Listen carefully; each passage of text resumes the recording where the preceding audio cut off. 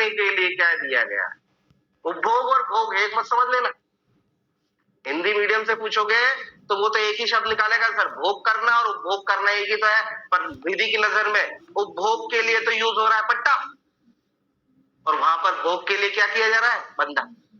ठीक समझ में आ गया। अब भोग पर्टिकुलर किस भोग के कर रहे हैं, वहां पर बहुत बड़ी डायमेंशन है। आप किस तरह से भी भोग कर सकते हो। यहां पर उपभोग शर्तों के अनुसार किया जाएगा, जो मैं शर्त बता दूंगा।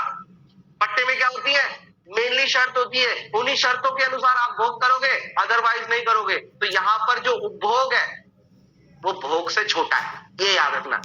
इंटरप्रिटेशन निकाले तो ये शर्तों के अनुसार ही भोग करोगे। तो यदि कोई व्यक्ति अपनी संपत्ति को अंतरण करता है किसी अन्य व्यक्ति को, किसके लिए, फॉर एंजॉयमेंट, एंजॉयमेंट के राइट के लिए, ठीक है, तो वहां पर उसको क्या कहेंगे, पट्टा कहेंगे। ठीक समझ में आ गया। अब वो कितने समय के लिए हो सकता है सर, देखिए वो हो सकता है या फिर आपने एक्सप्रेसली या इंप्लाइडली आपने समय बता दिया हो कि इतने समय के लिए होगा, 2 साल के लिए, 5 साल के लिए, 10 साल के लिए, 20 साल के लिए। ठीक समझ में आ गया। एक्सप्रेसली और इंप्लाइडली बता दिया हो, या फिर एक्सप्रेसली इंप्लाइडली नहीं बताया गया हो, तो शाश्वत काल के लिए भी किया जा सकता है। अब ये शाश्वत काल क्या है, इसको भी आप समझे। शाश्वत काल का मतलब ये नहीं है कि हमेशा हमेशा के लिए, ये ज्यादातर जीवन पर्यंत तक रह सकता है, ज्यादा से ज्यादा मैक्सिमम। इसीलिए बोलते हैं 99 ईयर्स लीज। एक आदमी की उम्मीद कहां करते हैं, 100 साल जिएगा, तो हम उससे क्या है 99 साल को शाश्वत काल मानते हैं। अगर आपने हिंदू लॉ भी पढ़ा होगा तो वहां पर ऐसी कोई रूढ़ी है जो शाश्वत काल से क्या है, स्मृति से परे है।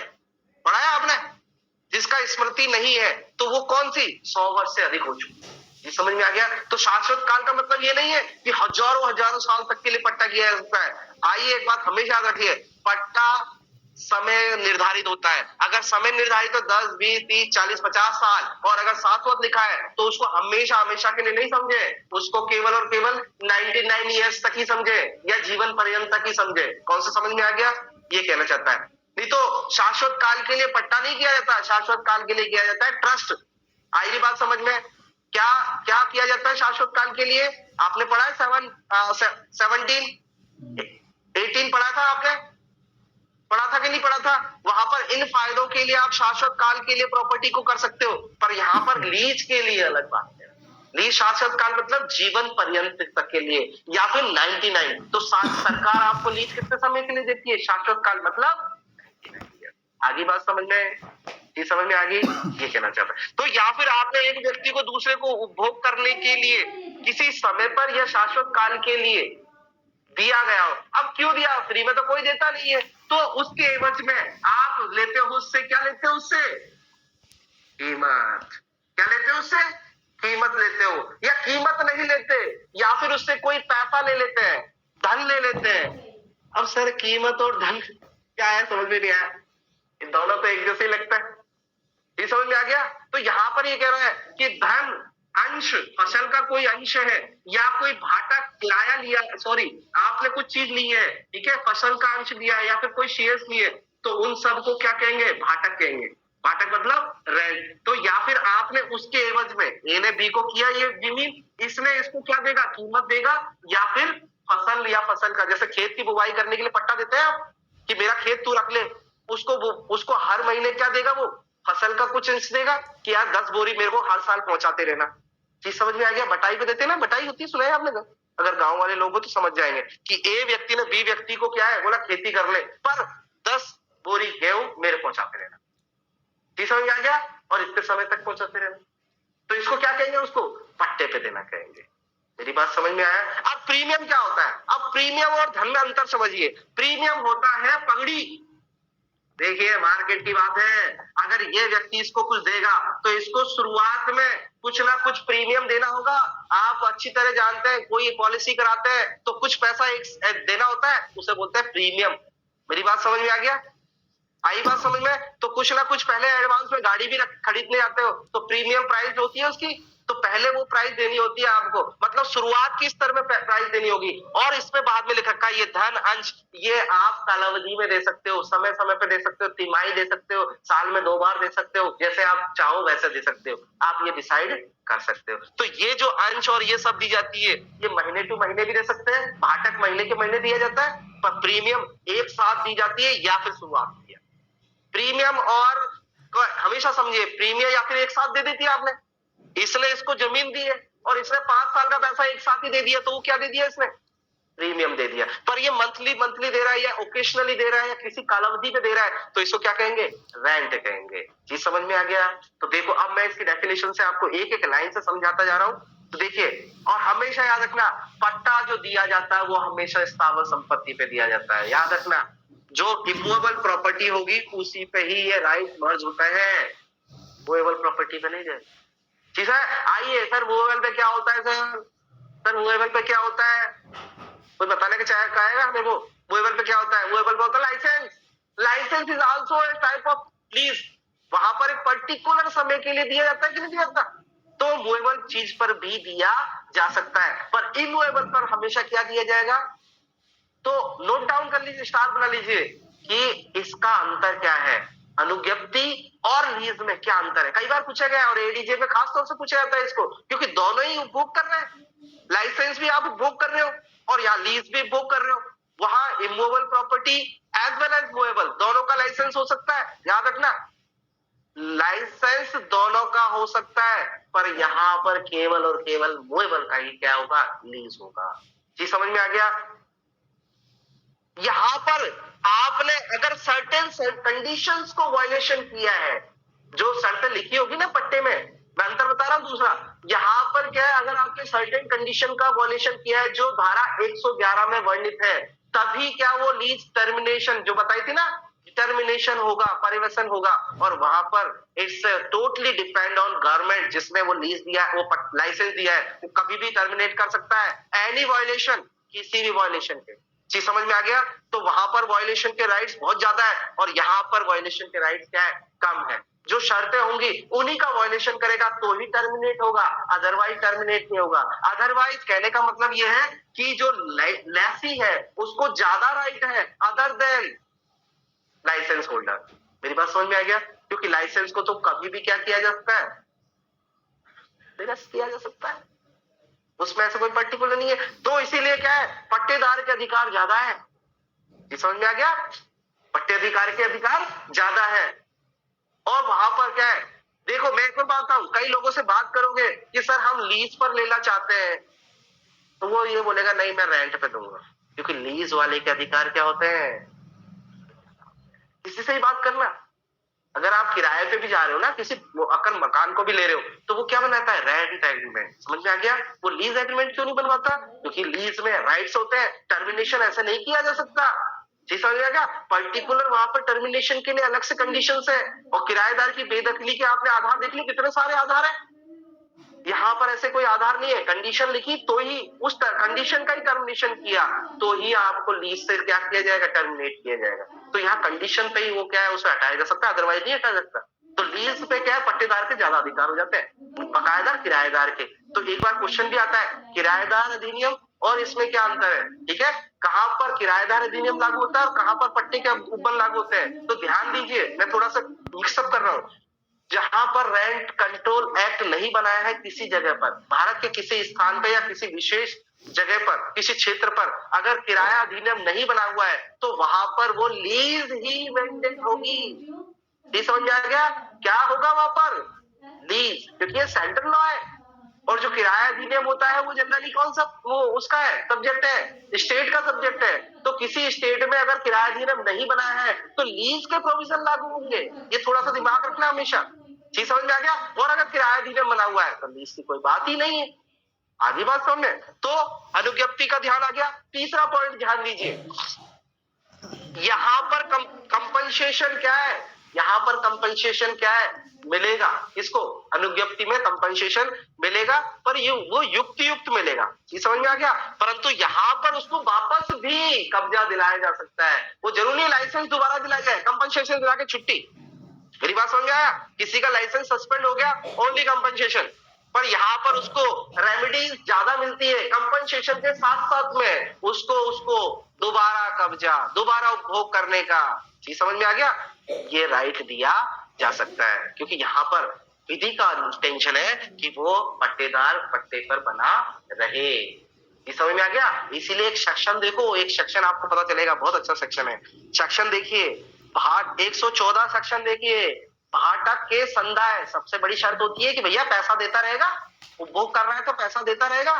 तो 114 में साफ लिखा हुआ है, भाटक का संदाय ना करने से अगर कोई फोर फीचर भी हो रहा है तो उससे मुक्ति कर सकता है कौन? अंदर जाके एक लाइन में अंडरलाइन कर लीजिए, न्यायालय। मैं आपको बता दूंगा न्यायालय का उद्देश्य क्या होता है।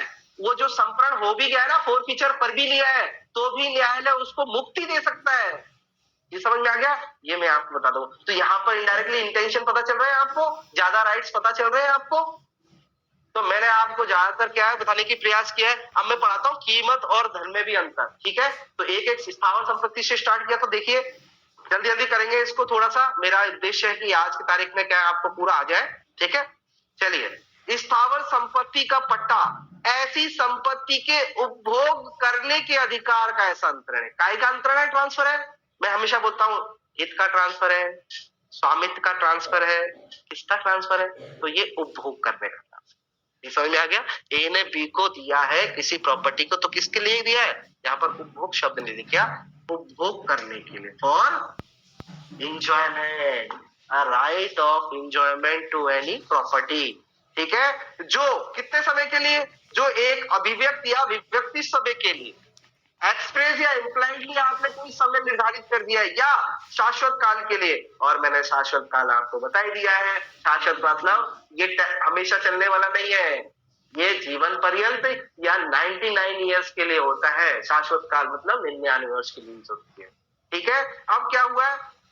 किसी कीमत के, ठीक है, जो दे दी गई हो। अब ये दे दी गई हो मतलब क्या है? जो पहले दे दी गई है, मतलब पट्टा आने से पहले दे दिए। तो मैं क्या कहा था इसके लिए? पगड़ी कहा था कि नहीं कहा था? जो दे दी गई है, कीमत हमेशा प्रीमियम हमेशा पहले दे देते हैं। कहीं आप दुकानदार जाइए, मार्केट में जाइए, कोई शॉप को अगर उस पे लेंगे, लीज पर लेंगे, तो वो बोलेगा भैया पगड़ी पहले जमा कर। मेरी बात समझ में आ रही है? जो लाइन में बहुत सारे लोग बैठे हुए हैं, तो हाँ, डाउन पेमेंट दे दीजिए इसे कि पहले क्या है, ये पेमेंट जरूर कर दीजिए आप, ठीक है। डाउन पेमेंट तो एक तरह से नहीं कहेंगे, एक तरह से ये जो कीमत होती है ना, ये कीमत क्या है? सिक्योरिंग मनी होती है।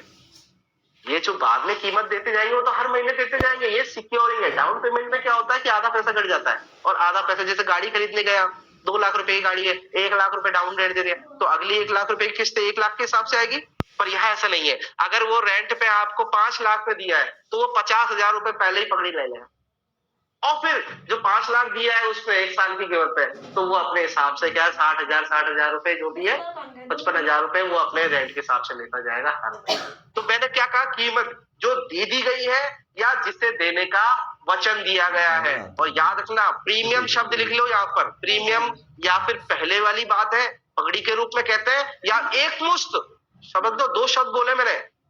प्रीमियम कैसा हो सकता है? पगड़ी के रूप में हो सकता है, या एक मुश्त हो सकता है। एक मुश्त यानी एक साथ ही 5 साल का आपने एक साथ दे दिया, ये ले अपने पास में, ठीक है। तो इसे कहते हैं कीमत। ये समझ में आ गया? आइए, किसी कीमत के जो दे दी गई है या जिसे देने का वचन दिया गया हो, अथवा, अब ये देखो, दिख रहा है, धन, फसलों के अंश, सेवा, सेवा भी आ रही है कि मैं आपकी सेवा करूंगा, सेवा या किसी अन्य मूल्यवान वस्तु के, अब कैसे?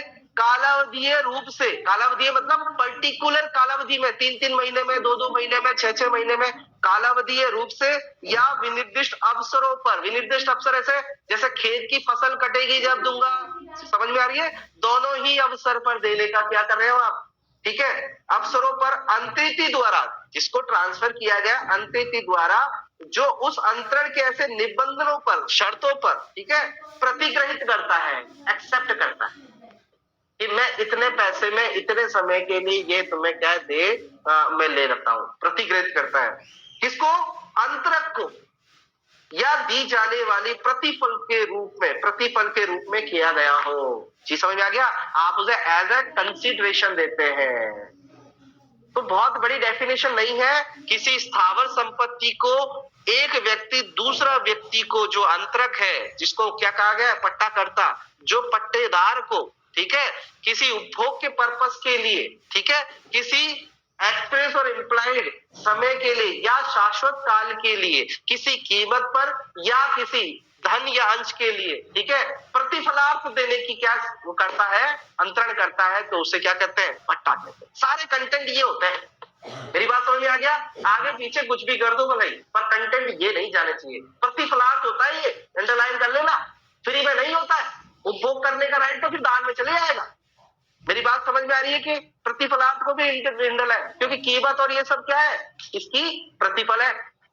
चीज समझ में आ गया? आइए अब ये यहाँ पे क्या कहता है, पट्टाकर्ता, पट्टेदार, प्रीमियम और भाटक की परिभाषा बता रखा है। तो वह अंतरक जिसने ट्रांसफर किया है पट्टाकर्ता कहलाता है, और वह अंतरित जिसको किया गया है ट्रांसफर उसे पट्टेदार कहलाएंगे।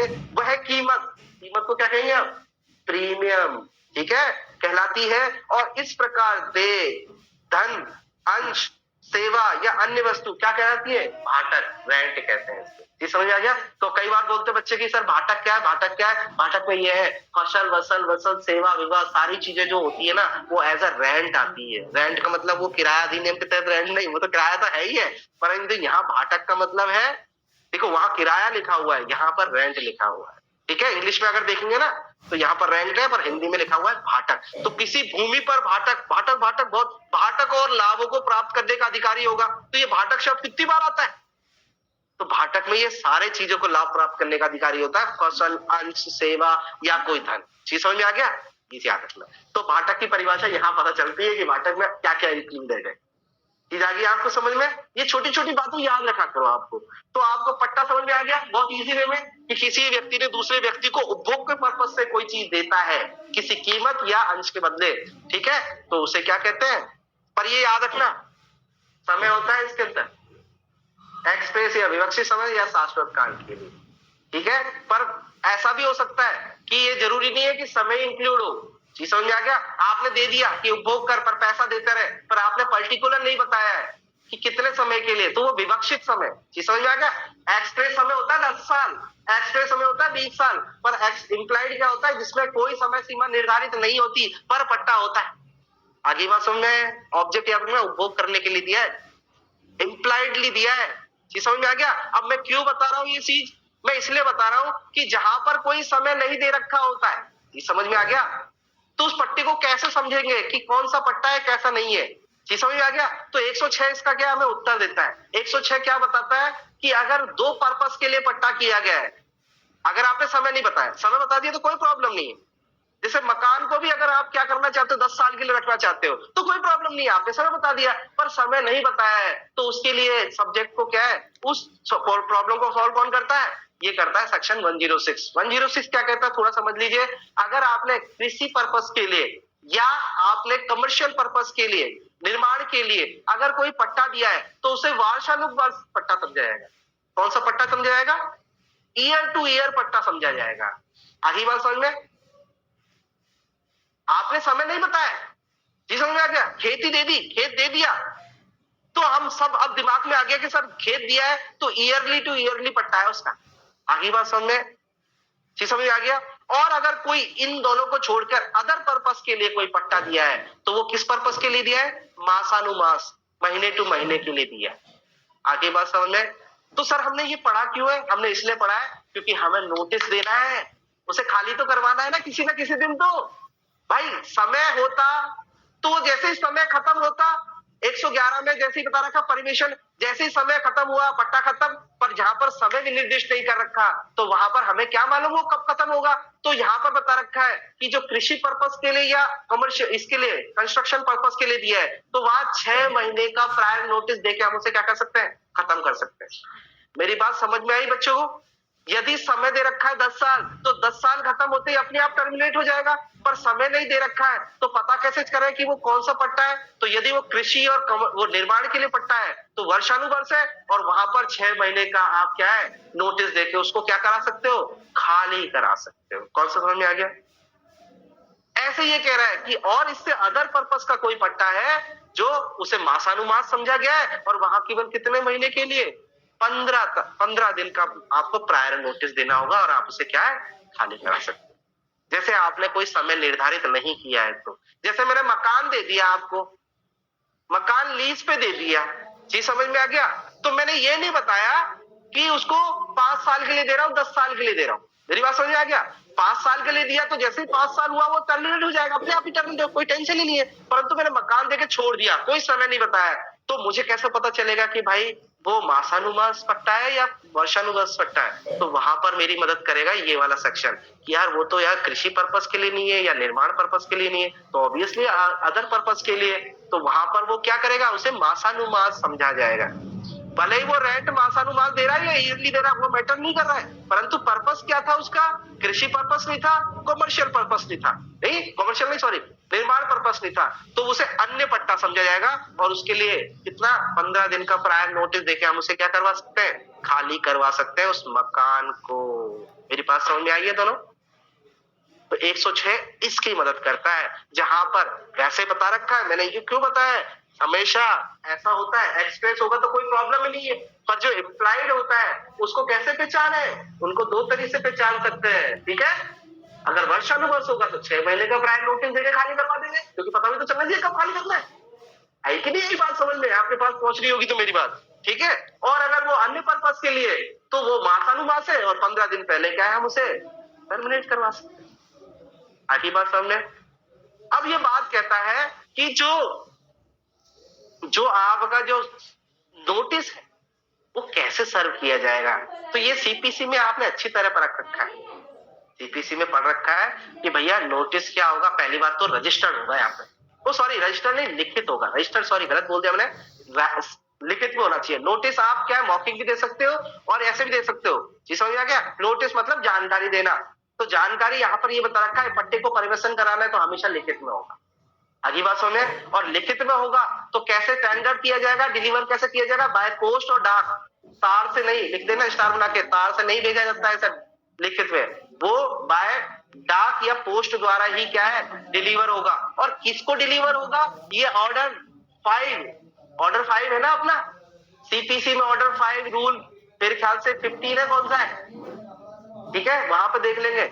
ये सारे 9 के बाद में सब टेंडर की बात कर रहा है, किस किस को दिया है, तो सबसे पहले उसको पर्सनली डिलीवर किया जाता है, ये मैं आपको बता दूंगा। वहां पर सबसे पहले उस व्यक्ति को ही पर्सनली डिलीवर किया जाता है। अगर वो व्यक्ति नहीं मिला तो वहां पर उसके सदस्य को, जी समझ में आ गया, या स्त्री और पुरुष दोनों को दिया जा सकता है, सदस्य में दोनों है। सीआरपीसी में ओनली मैन को दिया जाएगा, जी समझ में आ गया, वुमेन को नहीं दिया जाएगा, जी यहाँ पर दोनों को दिया जाता है। और स्टार बना के लिख लीजिए, सीआरपीसी और सीपीसी में नौकरों को समन नहीं दिया जाता, पर टीपी एक्ट के तहत अगर पट्टे का परिवेशन करना है, उसको डिटर्मिनेट करना है, तो वहां पर डिटर्मिनेशन के लिए आपको नौकर को भी नोटिस दे सकते हैं। ये थोड़ा पूरे एक्टों में क्या है, ये थोड़ी सी बात अलग है। आगे बात समझे, ये याद रखना जब मैं आपको सीपीसी पढ़ाऊंगा, वहां पर लिखा है सिवाय नौकर के, नौकर को आप नहीं दे सकते कोई भी समन, कोर्ट का समन आता है या वारंट आता है वो नौकर को नहीं देंगे,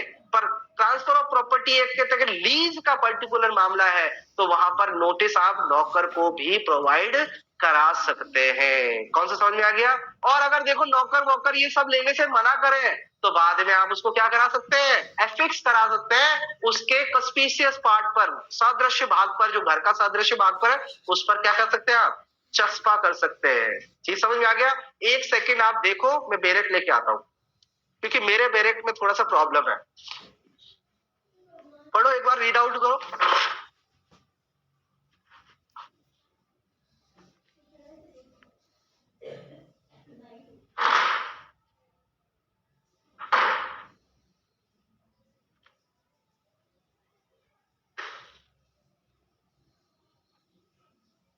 आगे बात समझ में? चलिए देखते हैं, इसे पढ़ते हैं, ठीक है? अब इसे पढ़ लेते हैं, क्योंकि मेरे जो बैरेट में मैं क्यों लिया है, इन्होंने दिया था मेरे को नया बैरेट, इसलिए लिया क्योंकि मेरे में इंग्लिश टू इंग्लिश लिखा है, हिंदी लिखना भूल ही गए वो वो हिंदी लिखना ही भूल गए, तो इसलिए मुझे क्या थैंक्स इनका था भाई। ठीक है, तो देखो मैं 106 पढ़ रहा हूं अब आपके लिए। अगर कोई प्रतिकूल संविदा वंविदा है तो बात अलग है, देखो हमेशा ये कॉन्ट्रेरी टू लॉ तो हमेशा यह रूढ़ी वूढ़ी है तो वो बात अलग है, ठीक है? तो प्रतिकूलता के लिए या अथवा स्थानीय विधि या प्रयोग की अनुपस्थिति में, अगर कोई स्थानीय विधि है तो उनकी अनुपस्थिति में, ठीक है, कृषि अथवा उत्पादन, उत्पादन के लिए क्या बोल रखा है यहाँ पर, उत्पादन के लिए क्या बोल रखा है यहाँ पर, मैन्युफैक्चर, याद रखना दो शब्द, अगर मैन्युफैक्चर क्या होता है, जहां पर निर्माण कार्य किया जाता है, कुछ डेवलप किया जाता है, कंपनी वंपनी में जैसे कोई चीज होता है निर्माण कार्य करना। कॉमर्शियल शब्द नहीं यूज किया, सॉरी, मैं आपको अभी बता रहा हूं। वाणिज्य शब्द नहीं है, वाणिज्य शब्द में तो दुकान भी आ गई, पर मैन्युफैक्चर शब्द आ रहा है। मैन्युफैक्चर यहाँ पर यानी कोई चीज बनती हो। चीज समझ में आ गया? तो अगर आपने ऐसी कोई कृषि पर्पस के लिए या मैन्युफैक्चर पर्पस के लिए, ठीक है, के लिए अचल संपत्ति का पट्टा, तो आप पट्टे की तरफ से वर्ष दर वर्ष के पट्टे के रूप में परिवर्तन मानी जाएगी। ठीक है, उसे कैसा माना जाएगा? वर्ष के रूप में माना जाएगा, और 6 महीने की सूचना देकर आप उसको क्या कर सकते हो? उसे पर्यवसन कर सकते हो, मतलब उसे डिटर्मिनेट कर सकते हो। और किसी अन्य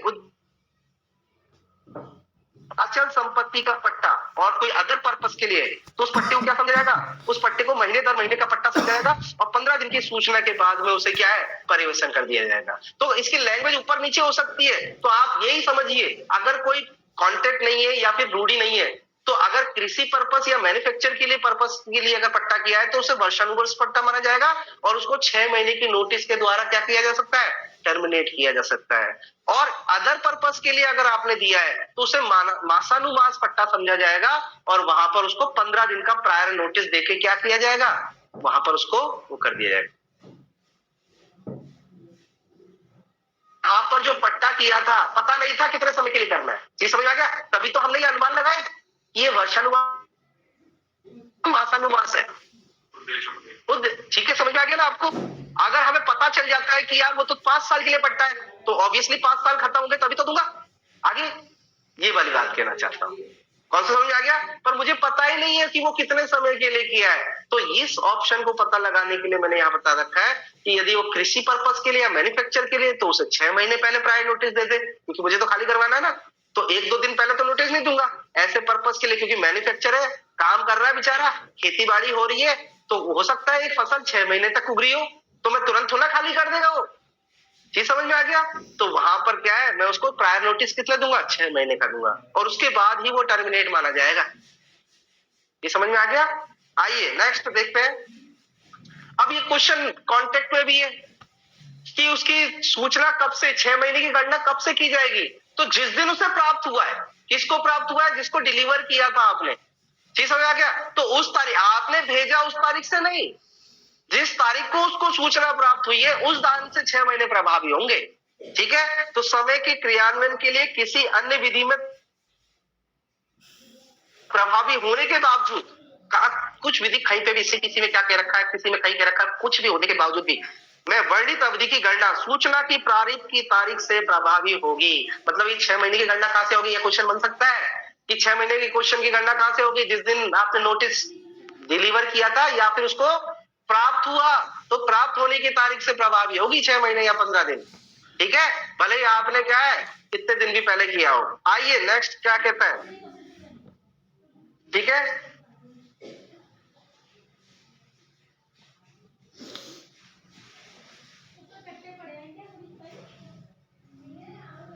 ये क्या कह रहा है? उपधारा 1 के अधीन की सूचना केवल इसलिए अमान्य नहीं समझी जाएगी कि उसमें अलिखित अवधि का उस उपधारा के अंतर्गत विनिर्दिष्ट अवधि से कम होती है, तब जब वाद अथवा कार्रवाई। देखो यहां पर बहुत अच्छी बात कह रहा है। देखिए, आपको सूचना क्या है, उसने दे दी, ठीक है, पर सूचना आपको मिली है, आपको क्या है, सूचना मिली है 4 महीने की मुझसे मिली है, अंदर में मिली है, परंतु वो बोलेगा कि आप वो क्या है, सूचना अवधि माने नहीं मानी जाएगी, आपको क्या है अभी राइट नहीं मिलेगा। वो जब वाद करेगा, जिस दिन वो वाद करेगा ना, तो जब तक भी वो काउंट होगी। अगर वो जब तक काउंट हो नहीं हो रही, अगर उसने गलती से वाद भी कर दिया, चलो सुनो, उसने नोटिस दिया था, उसको लगा, जैसे आपने सीपीसी में कॉन्सेप्ट पढ़ा है कि जैसे ही आपने नोटिस बॉक्स में डाला, कॉन्ट्रैक्ट भी पढ़ा है, जैसे ही आपने बॉक्स में डाला डिलीवर कम हो गया होगा उसकी तरफ से, तो हो गया, तो उसको लगा कि यार मैंने 6 महीने का दे दिया, और सामने वाले ने कोई जवाब नहीं दिया, परिवेशन नहीं किया। तो परिवेशन करने के लिए डायरेक्ट परिवेशन नहीं होता है, डायरेक्ट टर्मिनेट नहीं होता, कोर्ट में जाके करना होता है। पट्टा आप ऐसा नहीं कि खाली करवा लो कि चल मेरी जमीन खाली कर दे, उसको कोर्ट के द्वारा ही टर्मिनेट किया जाता है। तो अगर वो सूट फाइल भी कर देता है और वहां पर उसको क्या है कम समय मिला, तो वो क्या है नहीं माना जाएगा। वो क्या बोल रहा है कि आपने जो सूट फाइल किया उस तारीख से भी हम क्या कर सकते हैं। उसको समय मिलना चाहिए 6 महीने का, कहने का मतलब ये है, ठीक है। तो वो क्या है, अविधिमान नहीं आ जाएगा। और दूसरा क्या कह रहा है कि ये टेंडर कैसे किया जाएगा, तो उपधारा 1 के अधीन प्रत्येक सूचना जिसको देने वाले व्यक्ति द्वारा अथवा स्थान पर हस्ताक्षरित होकर लिखित में होना चाहिए। जिस स्थान पर भेज रहे हो ना, उस स्थान का नाम लिखा होना चाहिए, और आपने जो व्यक्ति है, ठीक है, देने वाले व्यक्ति द्वारा, उसके क्या होने चाहिए, उस पे सिग्नेचर भी होने चाहिए, हस्ताक्षर होकर लिखित में भेजा जाएगा, ठीक है। और पक्षकार उसको डाक द्वारा भेजा जाना चाहिए, जिसे इसके द्वारा बाध्य करने की अपेक्षा की जाती है। अथवा डाक द्वारा भेज सकते हो, या आप उसको व्यक्तिगत तौर पर उस पक्षकार या उसके परिवार के किसी सदस्य या नौकर को दे सकते हो। डाक द्वारा भेज सकते हो, या फिर उसके पर्सनली डिलीवर भी कर सकते हो। अथवा परिधान किया जाए, ठीक है, अथवा सादृश्य भाग पर चस्पा कर दिया जाना अथवा परिधान किया जाना व्यवहारिक हो, ठीक है। यदि ये कहना चाहता है, यदि वह इस तरह से नहीं दिया जाता है तो आप चस्पा भी कर दो, ठीक है। ये लिखा है ना, ब्रैकेट में लिखा है, यदि वह दिया जाना है, परिधान किया जाना व्यवहारिक नहीं हो। किस तरह से व्यवहारिक ना हो, कि उसे पर्सनली नहीं दे सकते, तो आप उसको चस्पा भी करवा सकते हो, कहने का मतलब ये है। आगे बात समझ में, सीपीसी में भी ये कॉन्सेप्ट है, हम और कौन से देखेंगे, सूचना कैसे डिलीवर और टेंडर होती है, ठीक है, दिया जाना अथवा परिधान किया जाना कैसे होता है, ये हम वहां पर अच्छी तरह देख लेंगे। तो ये चीज आपको कॉन्सेप्ट समझ में आया 107 का, 106 का, आई होप आपको आ गया होगा, इतना सिंपल वे से बता रहे हैं, ठीक है। आइए अब 107 बता रहा है कि पट्टा भाई कैसे किए जाते हैं, क्या करना होगा। तो जैसे आपने हर जगह पढ़ा है, किसको रजिस्टर्ड कराना है, किसको रजिस्टर्ड नहीं कराना, तो ऐसे एक लीज डीड बनती है, समझ में आ गया। तो लीज डीड बनती है, उसको भी क्या कराना होगा, तो जो वर्षानुवर्ष पट्टा किया गया है, साल साल के लिए, देखो, या फिर आपने एक्सप्रेसली बता दिया है साल, तो आपको क्या करना होगा। और जो मंथली एक्सप्रेस नहीं बताया है, तो उसका आपको 106 बता रहा है कि किस तरह हम पता लगाएंगे कि वर्षानुवर्ष है या मासानुवर्ष है, चीज समझ आ गया। तो उसमें दोनों को बता रखा है कि वर्षानुवर्ष पट्टा होगा तो उसके लिए कैसे करेंगे हम, और जो मासानुमास पट्टा होगा उसको कैसे किया जाएगा। मैं अभी भी कह रहा हूँ, रेंट देने से पता नहीं चलता कि वर्षानुवर्ष है कि मासानुवर्ष है। ये तो शर्त है कि आप मेरे को रेंट हर महीने दो, पर मैंने कितने 10 साल के लिए आपको पट्टे भी दे सकता हूँ। तो आप पता इससे नहीं लगा सकते कि वो मंथ टू मंथ में क्या है, वो मेरे को वो कर रहा है, जी समझ में आ गया, ये कहना चाह रहा हूं मैं। तो पट्टे क्या 2 प्रकार के होते हैं, जो वर्ष दर वर्ष किए जाते हैं,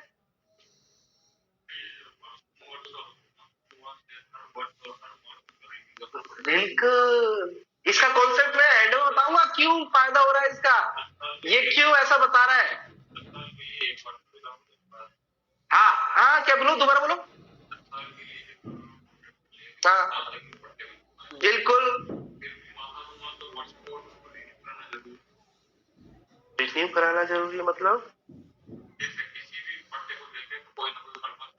हाँ, उसे 10 साल के लिए दे दिया। आप रिन्यू की बात कर रहे हो कि अब वो कितने समय के लिए रिन्यू होगा, ये कहना चाह रहे हो आप।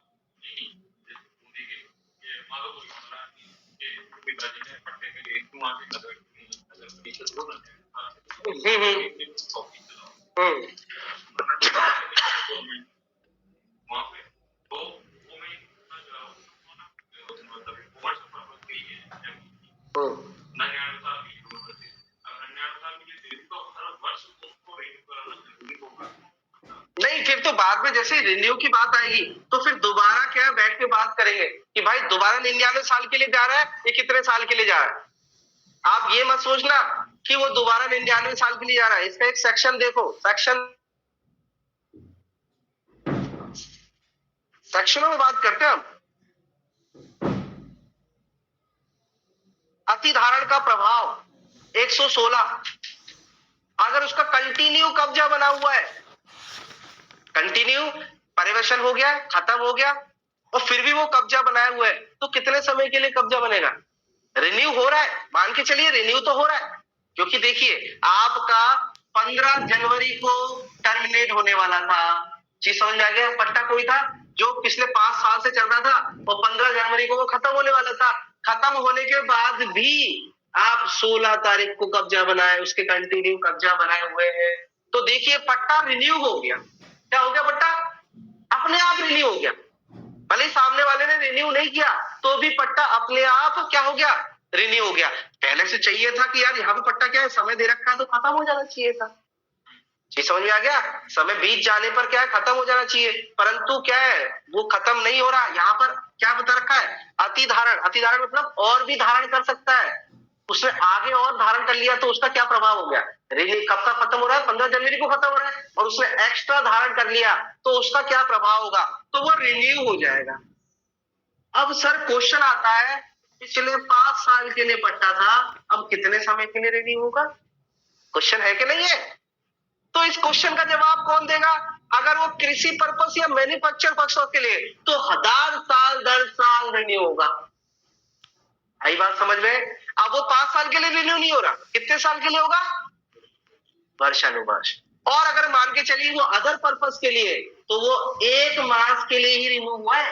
ऐसा नहीं है कि वो अगले 5 साल के लिए फिर दो। ये याद रखना इस कंसेप्ट रिन्यूअल के बारे में भी, कि एक आदमी पिछले 5 साल से पट्टा लगातार बनाए रखा था, 15 तारीख को पट्टा खत्म होने वाला, 15 तारीख के बाद में फिर भी कब्जा बनाए रखा है, तो वहां पर ही मानते हैं कि वो रिन्यू हो गया। पर रिन्यू कितने के लिए हुआ? अगर वो साल दर साल का कृषि पर्पस या उसके लिए था, तो 1 साल के लिए रिन्यू हुआ है। कितने के लिए हुआ है?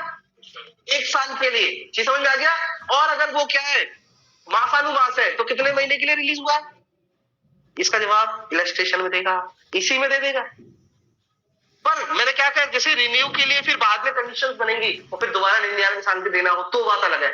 रिन्यूअल में भी, रिन्यूअल भी कराते हो ना आप उस पट्टे को, तो वहां पर क्या है, जहां पर जैसे ही खत्म हो रहा है आप उसे एप्लीकेशन दे दोगे, सर दोबारा रिन्यू कराना चाहते हैं, और इसी दोबारा क्या है, इसी कंडीशन को दोबारा हम क्या 99 साल तक फॉलो करना चाहते हैं, तो उसकी मर्जी होगी तो रिन्यू करेगा, और उसकी मर्जी नहीं होगी तो वो रिन्यू नहीं करेगा।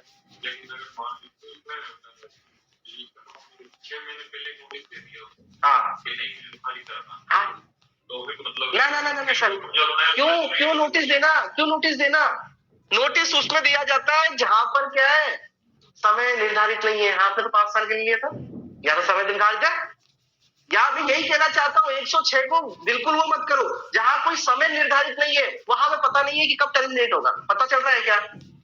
तो यहाँ तो पता चल रहा है ना टर्मिनेट कब होगा, 5 साल में तो पता चल रहा है ना टर्मिनेट कब होगा, पर जहां समय निर्धारित नहीं है वहां पर 6 महीने और 1 महीने का 15 दिन का टर्मिनेशन के लिए प्रायर नोटिस देना है। पर यहाँ पर तो नोटिस देने की क्या जरूरत है, बताइए?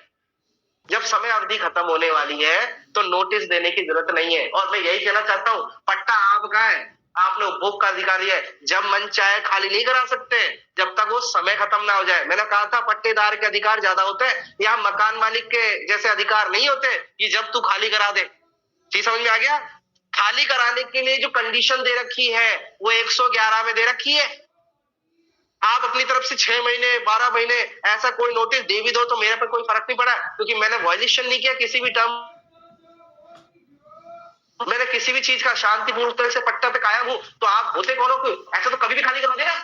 मेरी बात समझ में आ गया? 5 साल के लिए दिया, 1 साल बाद ही बोले खाली कर दे भाई, नहीं, पट्टे की खासियत ही यही है, खाली नहीं करवा सकते आप, चाहे कितने भी समय का पहले नोटिस दे दो, जब तक ब्रीच ऑफ कंडीशन नहीं करेगी, जब तक ब्रीच ऑफ वो नहीं करेगा, वो जिसका कंडीशन है, जो उसकी शर्त है उसका भंग नहीं करेगा, तब तक वो परिवर्तन नहीं होगा। समझ में आ रही है? ये कहना चाहता हूँ पट्टे का राइट ज्यादा है। हाँ हाँ, अब ये मेरे को आगे रिन्यू कराना है, जैसे मैं आपको मैं बताऊं, मैं आपको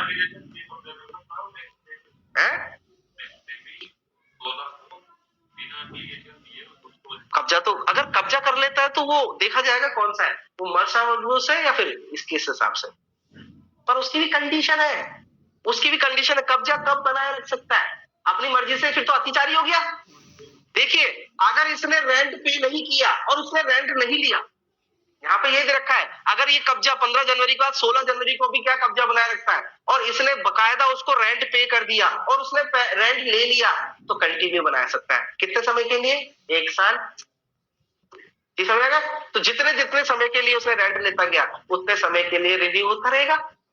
ठीक समझ आ गया? परंतु उसने रेंट नहीं लिया, नहीं लूंगा तेरा रेंट, 15 तारीख मतलब 15 तारीख खत्म, और फिर उसने रेंट नहीं लिया, तो अब ये कौन हो गया? ट्रेसपासर। मेरी बात समझ में आई? अवधि खत्म, राइट खत्म, ट्रेसपासर हो गया। पर तूने, अगर मैंने रेंट एक बार एक्सेप्ट कर लिया, तो तुझे मैं उसको और ज्यादा समय के लिए, पर कितने समय के लिए, वो 5 साल के लिए नहीं, इस हिसाब से पता चलेगा। आई बात समझ में आती? पट्टे का कॉन्सेप्ट ज्यादा कठिन नहीं है, बहुत आसान है। पट्टा तो इतना इजी है जिसकी कोई हद नहीं है। बंधक से ज्यादा इजी है पट्टा, तो मैं ये मानता हूँ। ठीक, किराएदार को माइंड में रखना, किराएदारी अधिनियम को माइंड में रखना कि किसी मकान को ले लिया आपने और उसने बोल दिया कि मैं 15 जनवरी को क्या आपका लीज खत्म हो जाएगी, तो किराएदार अगर एक दिन भी एक्स्ट्रा रहा तो वो क्या हो गया, अतिचारी हो गया, उसे खाली करना पड़ेगा कि नहीं करना पड़ेगा? ठीक है, पर आप उसको मत जाना कि सर उसे प्रायर नोटिस देना होता है, ये वाली बात तो बेचक करनी चाहिए। पर मैं कह रहा हूं यहाँ पर लीज में राजा राइट्स होते हैं, समझ में आ गया? कुछ भी कर लीजिए, खाली नहीं करवा सकते जब तक ब्रीच ऑफ कंडीशंस ना हो। और 111 में पढ़ा दूंगा कि किन किन कंडीशनों में टर्मिनेट होता है पट्टा। अपने हिसाब से पट्टे को टर्मिनेट नहीं कर सकते आप। इसलिए कहता हूँ लीज बनवाते हैं लोग, समझदार लोग, और जो वो लोग होते हैं वो रेंट एग्रीमेंट बनाते हैं। इसीलिए वो क्या करते हैं 11-11 महीने का, क्योंकि जैसे ही 1 साल का हुआ लीज में तब्दील हो जाता है। आगे बात समझ में? इसीलिए वो 11-11 महीने का बनवाते हैं। अब ये क्यों बनवाते हैं? इसका कंडीशन 107 में बता रखा है, देखो 107 पढ़ो। वो रेंट एग्रीमेंट क्यों बनवाते हैं आपको मैं बताऊं एक और चीज, तरीका देखिए। स्थावर संपत्ति का वर्षानुवर्षी या 1 वर्ष से अधिक किसी अवधि का या वार्षिक भाटक आरक्षित करने वाला पट्टा केवल रजिस्टर्ड लिखित द्वारा होगा।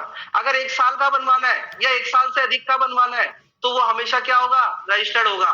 तो रेंट एग्रीमेंट अब पता है 11 महीने का क्यों बन रहा है, क्योंकि उसे रजिस्टर्ड नहीं कराना पड़ रहा।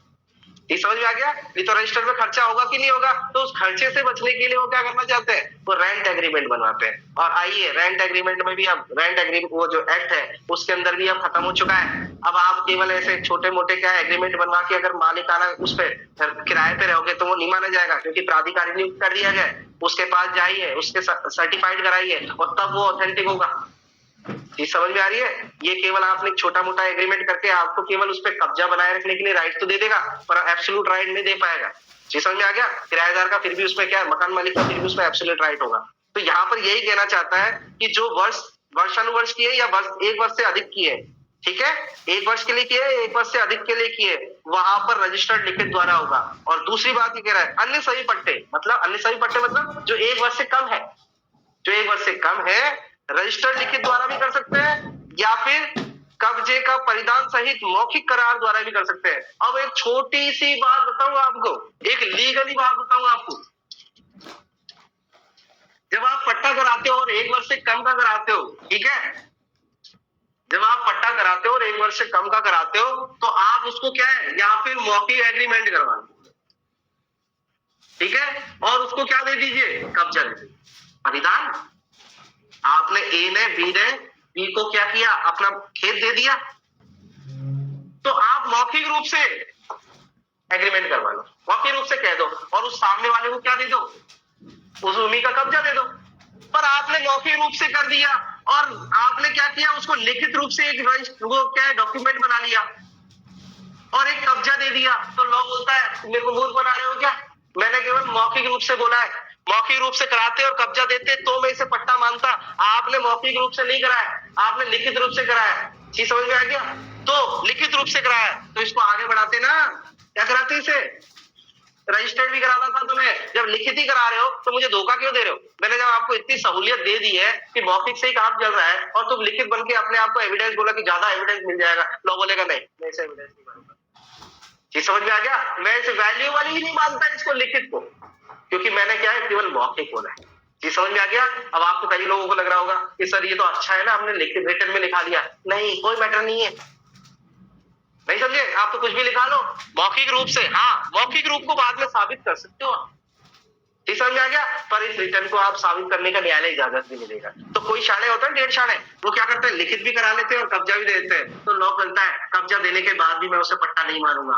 मैंने बोल दिया पट्टा कब मानूंगा, जब वो मौखिक रूप से होगा और आपने कब्जा दे दिया तो सफिशिएंट है। नहीं तो अगर आपने लिखित करा रहे और कब्जा दे रहे तो मैं उसे पट्टा असलत नहीं बनवा लो। तो कितनी बड़ी बात है, मौखिक कराओ और कब्जा दे दो तो पट्टा मांग रहा है, पर लिखित करा लिया और कब्जा दे दिया तो उसे पट्टा नहीं है। विधि का उद्देश्य देख रहे हो आप? विधि बोल रहा है यार इतना शाणा क्यों बन रहा है तू, जब मैंने तेरे को इतनी लिबर्टी दे दी है नहीं समझे? तो ये कर ले। अब लिखित में क्यों करा रहा है वो, देखो दिमाग देखो, लिखित में कंडीशंस बहुत ज्यादा लिख रहा है वो, फायदा भी पूरा पट्टे का लेना चाहता है, सब कुछ लेना चाहता है, और उसको रजिस्टर्ड भी नहीं करा, तो दूसरा ऑप्शन दे रखा है रजिस्टर करा ले, लिखित करा तो रजिस्टर करा।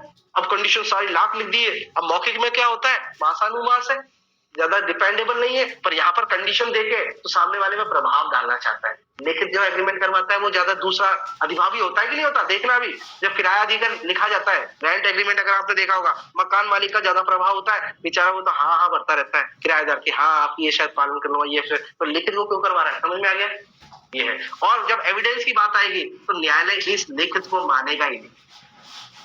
वो मौखिक रूप से आप एविडेंस दे दोगे तो एक बार उसको क्या करेगा, एडमिट कर लेगा। तो यहाँ पे वो आती ना, हर सुसंगत तथ्य वो वाला सत्य, हर तथ्य सुसंगत है वो वाला चीज आती है। चीज समझ आ गया? तो सुसंगति क्या है, ये वाली है। इसको बाद में एविडेंस के द्वारा, ठीक है, आपकी सर मौखिक पे ये बात हुई थी, हमने ये कार्य किया, कार्य कर दो उसके साथ में, कब्जा ले लो, कब्जे के साथ तो 4 आदमी को लेके चले जाओ, नहीं समझे, 4 आदमी और गवाह बना लो वहीं बैठे बैठे, यार इनके सामने मैंने कब्जा लिया था, नहीं है, पर लिखित लेके अगर आप कार्यवाही करोगे तो लोग बोलेगा उसको रजिस्टर करा, और उसको मैं साबित भी नहीं करने दूंगा, उसको पट्टा ही नहीं मानूंगा पहली बात, ठीक है। और आपकी जो सिचुएशन थी मैडम, आपने क्या है उसको केवल रजिस्टर्ड कराया, नहीं आपने केवल वो कराया, कोई वैध इसीलिए कहता हूँ वैध बंधक नहीं हुआ आपका, और जब तक वैध बंधक नहीं हुआ तो आपको राइट नहीं मिलेगा। आप राइट दूसरी तरफ से लेके आइए कि मेरा प्रॉपर्टी पे मेरा ये इसने कब्जा कर रखा और मैंने जो इसमें पर्टिकुलर अमाउंट लिया था वो संदाय कर दिया है, बंधक के रूप में, बंधकदार के रूप में नहीं जाओगे आप,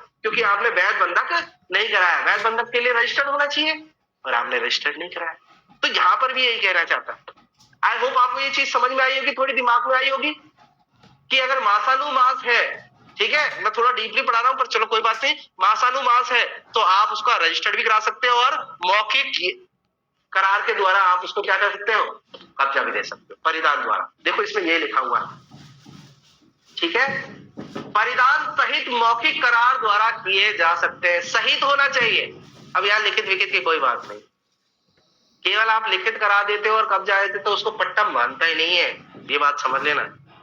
परिधान सहित मौखिक करार होना चाहिए आपका, ठीक है। और बाकी क्या, देखो यही बात है। मैं एक आपको एविडेंस एक्ट में एक चीज और बताता हूँ, डॉक्यूमेंट्स कितने प्रकार के होते हैं, डॉक्यूमेंट 4 प्रकार के बताए थे मैंने आपको, चीज समझ में आ गया?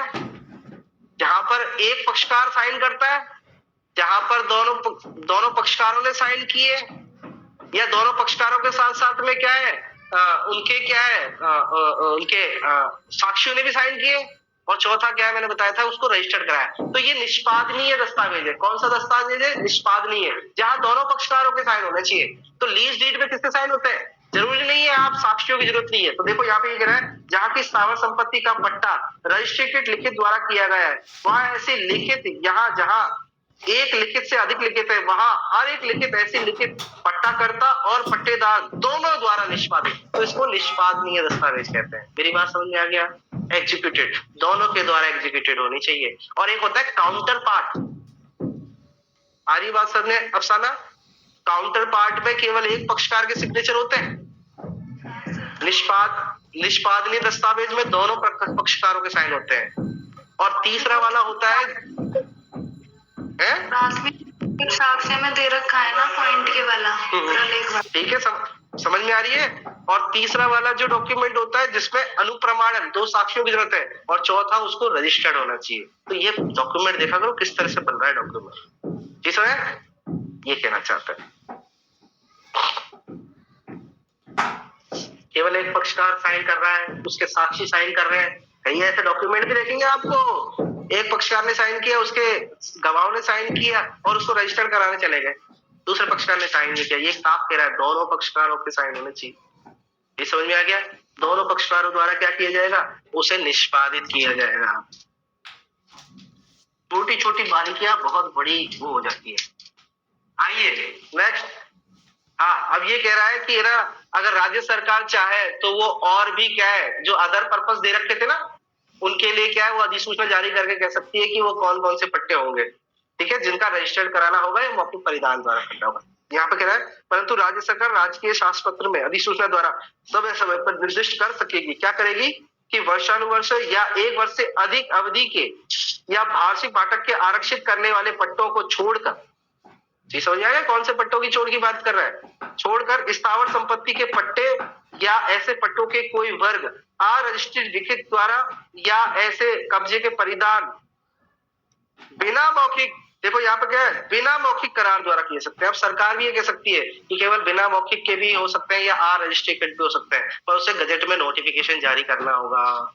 जो 1 वर्ष से कम के हैं, याद रखना, इसको ऐसे लिख लीजिए, जो 1 वर्ष से कम के हैं उनको सरकार अपनी अधिसूचना जारी करके ये जारी कर सकती है कि इनमें केवल क्या करा दीजिए, आप रजिस्टर्ड करा दीजिए, ठीक है, अरजिस्टर्ड लिखित द्वारा करा सकते हैं, ठीक है, यानी रजिस्टर्ड कराने की जरूरत नहीं है, या फिर क्या है, उसको मौखिक करार किए बिना भी किया जा सकता है। सरकार ये अधिसूचना जारी करेगी। साफ साफ कह रहा है कि अगर वो ये कहना चाहता है ना रजिस्ट्रेशन की कराने की जरूरत है, सुनो इधर देखो, जो 1 वर्ष से कम है सरकार अधिसूचना जारी करके ये कह सकती है ना उसको रजिस्ट्रेशन कराने की जरूरत है और ना ही उसको मौखिक करार करने की जरूरत है, केवल डिलीवर कर दो। चीज समझ में आ गया? केवल क्या कर दो, डिलीवर कर दो। कौन सा समझ में आ गया? पर यह अधिसूचना में देखने होंगे ऐसी कौन कौन सी चीजें हैं, आगे बात समझ में। ये हमारे पास कमी है, जो नए एडवोकेट होते हैं ना उनके पास ये नहीं होते, पर जो एक्सपीरियंस होते हैं, जो इस केस लड़ते हैं, उनके पास में ये सारी अधिसूचनाएं होती है कि भाई ये तो इस फील्ड में नहीं आता, चीज कहां से निकालेंगे, वो यहीं से निकालते हैं। तो मैंने आपको 105, 106 और 107 तीनों बता दिए। अब आपकी जिम्मेदारी 108 को पढ़नी, ठीक है, क्योंकि अधिकार इतने हार्ड एंड फास्ट नहीं है, पर मैं आपको एक थोड़ा क्लियर दे देता हूं। पट्टेदार के ज्यादा अधिकार है अदर देन पट्टाकर्ता। जिसने पट्टा किया है उसके अधिकार कम है, ठीक है, और किसके अधिकार ज्यादा है, पट्टेदार के, ठीक है, पर कंडीशंस को वो वायलेशंस नहीं करेगा, ये याद रखना। जो शर्त लिखी है ना उसको क्या नहीं करेगा, वो भंग नहीं करेगा। सबसे बड़ी कंडीशन मैं आपको बताऊं, सबसे बड़ी कंडीशन एक होती है भाटक देना। भाटक देना यानी प्रीमियम या भाटक देना सबसे बड़ी कंडीशन है। ए ने बी को अपना खेत दिया तो इसकी जिम्मेदारी क्या होती है, ऑब्वियसली है, ये समझ में आ गया। बाकी और भी कंडीशंस होंगी। ये पट्टा जो डीड बनाता है, लीज डीड बनाता है, ये उसके ऊपर डिपेंड है कि मैं अपनी प्रॉपर्टी को देखते हुए कौन कौन सी कंडीशंस को उसमें रख सकता हूँ और मुझे क्या क्या आशंका है कि ये इसकी क्या कर सकता है, ब्रीच कर सकता है। तो ये क्या है, ये अच्छे क्या एडवोकेट होते हैं या फिर वो लीडर, वो ड्राफ्टर होते हैं, वो ड्राफ्ट करते हैं। इसीलिए बड़ी बड़ी कंपनीज में क्या होते हैं, बड़ी बड़ी कंपनीज में क्या होते हैं, इसके लिए स्पेशली क्या एडवोकेट होते हैं। वो दूसरे के साथ में अगर कांटेक्ट करते हैं इस तरह का, तो वहां पर इस तरह के डॉक्यूमेंट बनाए जाते हैं, जी समझ में आ गया। और वहां पर ये कंडीशंस वो अपने फेवर के रखते हैं और सामने वाले की ज्यादा फेवर हो रही है तो उसमें कॉम्प्रोमाइज करके क्या करते हैं, उसको अपने पक्ष में करने की कोशिश करते हैं। ये बात समझ में आ गया। तो ये शर्तें होती है, ये शर्तें, मेन कंडीशन क्या होती है, मेन शर्त तो यही होती है भैया रेंट देगा ही सही, प्रीमियम तो देगा ही सही। इसके अलावा अन्य शर्तें भी हो सकती है। जैसे एक शर्त ये है कि आपने देखा होगा कि पट्टे को उपपट्टे पे दिया जा सकता है, पढ़ा है ना, पर वो ये लिख दे कि नहीं उपपट्टे पे नहीं दोगे, तो एक शर्त हो गई कि नहीं हो गई कि भाई तू ही उपभोग करेगा, किसी आगे को और ट्रांसफर नहीं करेगा। अगर ये नहीं लिखा तो वो आगे लीज को ट्रांसफर कर सकता है, उपपट्टे पे दे सकता है, सब पट्टे पे उपपट्टे पे दे सकता है। इसीलिए कहते हैं तत्प्रतिकूल संविदा। ये बहुत बड़ा शब्द है कि आपने संविदा में ऐसी कोई शर्त लिख दी है लीज कॉन्ट्रैक्ट में, ठीक है, डीड में, तो फिर वो उनसे क्या बात हो जाएगा। ये समझ में आ गया। तो यहाँ पर जो शर्तें हैं ज्यादातर किसके होती तो लेजर के पक्ष में, पर वो ज्यादातर फायदा किसको देती है, बंधकदार को। तो ये थोड़ा पढ़ लेना, ठीक है, कोई इशू नहीं है। ये तो एलएलबी का क्वेश्चन है और सिंपल वे से भी पढ़ते जाओगे तो जैसे पहला पढ़ा देता हूँ आपको, देखो पहला पढ़ा देता हूँ, पट्टाकर्ता के अधिकार। क्या अधिकार है कि संपत्ति और जो जिसके अधिकार है सामने वाले के दायित्व बन जाते हैं, ये याद रखना।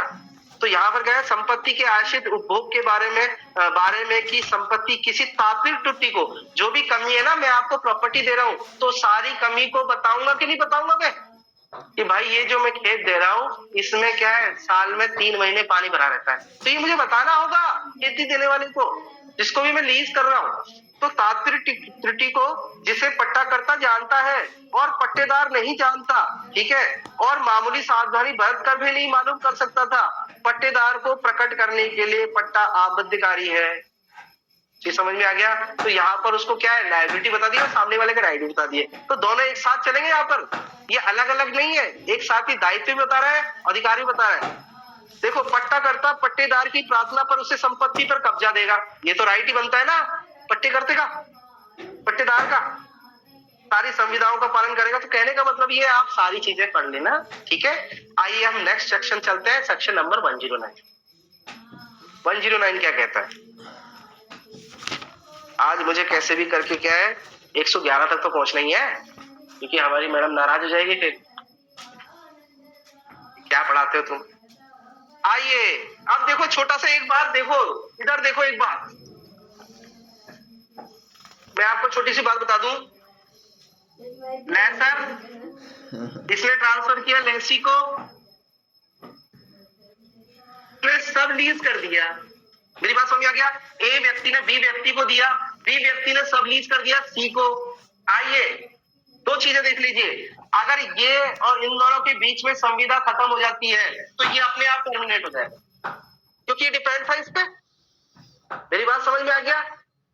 ये और इन दोनों के बीच में परिवर्तन हो जाता है या किसी कारण से भंग हो जाता है, तो यहां पर अगर पट्टा खत्म हो जाता है तो इसके पक्ष में भी पट्टा क्या हो जाएगा? खत्म हो जाएगा। ये कहना चाहते हैं। आइए दूसरी बात देखिए, अगर ये लेसर है, ये लेसी है, ये कौन हो गया? सब लेसी, ये लेसर बन गया इसके लिए। मेरी बात याद है क्या? लेसर कौन बन गया? अब ये इसको नहीं जानता, ये विदेश में चले गया पट्टा देने के बाद में, अब इसने इसको उसको दे दिया। तो विबंध का सिद्धांत, जिसने जिसको प्रॉपर्टी दी है वो मालिक उसको ही समझेगा, मतलब आ रही है। तो जिसने जिसको सबलीज किए उसके लिए वो क्या हो गया? वो लेसर बन गया। इस थ्योरी को भी याद रखना, कहीं ऐसा ना सोचे कि यार सर ये तो लेसी ही बना रहा, नहीं, ये अब लेसर बन गया और इसने किसको दे दिए। ये समझ में आ गया? ये ध्यान रखना, ये दो चीजें ध्यान रखना। अब यहाँ पर ट्रांसफर की बात कर रहे हैं, ठीक है। नेक्स्ट सेक्शन कौन सा है? ट्रांसफर। तो देखिए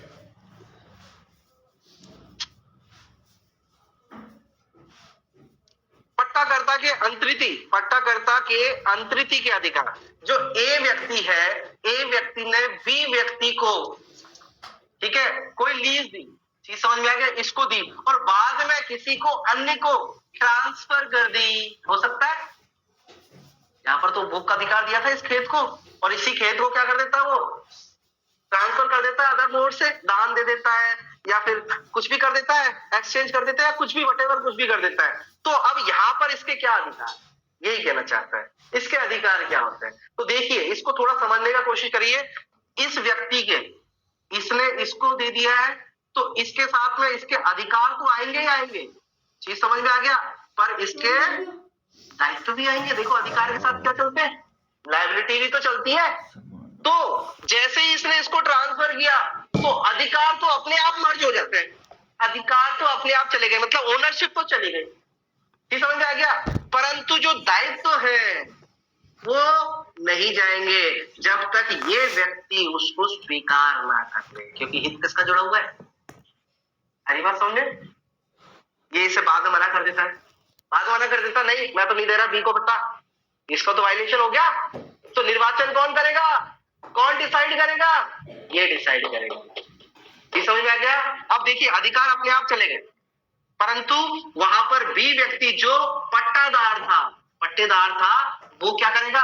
निर्वाचन करेगा, और उसके निर्वाचन करने के बाद ही ये कौन बनेगा? ट्रांसफरी होगी, अदरवाइज वो ट्रांसफरी नहीं होगी। नहीं तो अगर इसको ट्रांसफर हो भी गए तो अधिकार किसको बने रहेंगे? इसी से लेगा वो अधिकार सारे, वो सारे दायित्व इसके बने रहेंगे। तो अगर ये अधिकार दे रहा है तो दायित्व भी इसको देना चाहेगा। ऐसा कौन व्यक्ति है जो अधिकार दे दे दायित्व अपने पास रख ले? ऐसा कोई नहीं है। तो अधिकार के साथ प्रॉपर्टी के दायित्व भी आएंगे। तो ये व्यक्ति जिसके दायित्व थे इसके प्रति, वो अब क्या करेगा?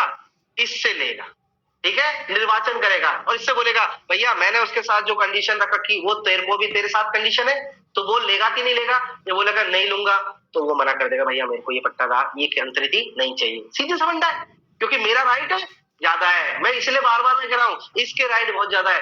ये विकल्प में चुनेगा कि इसे रखना है, ट्रांसफर करना है या नहीं करना है, और ये बोल रहा है नहीं मैं तो करूंगा चाहे कुछ भी हो जाए, तो ठीक है भैया लायबिलिटी तू ले।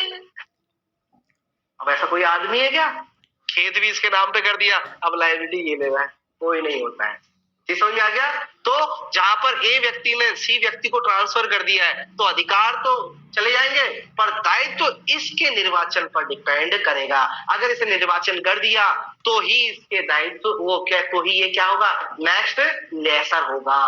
कौन सा समझ में आ गया? ये कह रहे हैं, क्योंकि राइट जुड़े हैं कि नहीं है बताइए? नहीं, तो यही कहना चाहता है पट्टाकर्ता के अंतरिति के अधिकार। यदि पट्टाकर्ता पट्टे पर दी गई संपत्ति को या उसके भाग को या उसमें अपने हित के किसी भाग को अंतरित कर देता है, पूरी प्रॉपर्टी को दे देता है, आधा भाग दे देता है, या उसका पार्ट बंधक किया था कि नहीं किया